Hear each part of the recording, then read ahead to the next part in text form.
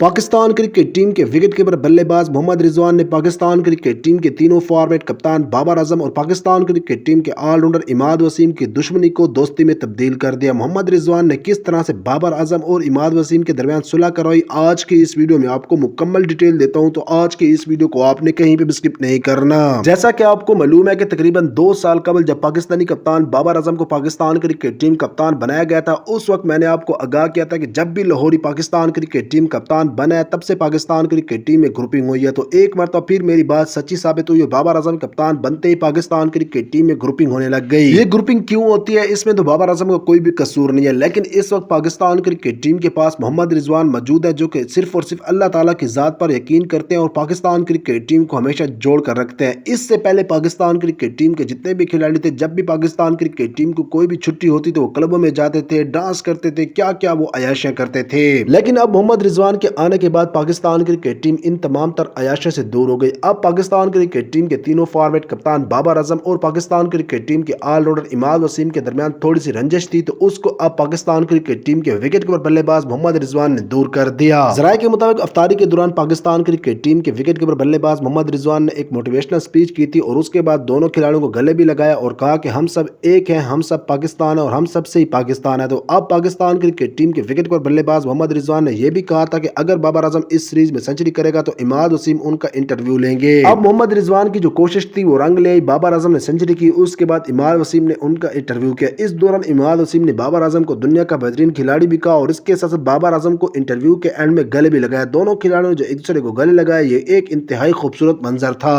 अल्लाह ताला से दुआ है कि अल्लाह ताला पाकिस्तान क्रिकेट टीम को हमेशा एक रखे और पाकिस्तान क्रिकेट टीम का हर एक खिलाड़ी अच्छी परफॉर्मेंस देकर पाकिस्तान क्रिकेट टीम को मैच जितवाए। आप सब ने कमेंट बार में आमीन जरूर लिखना है।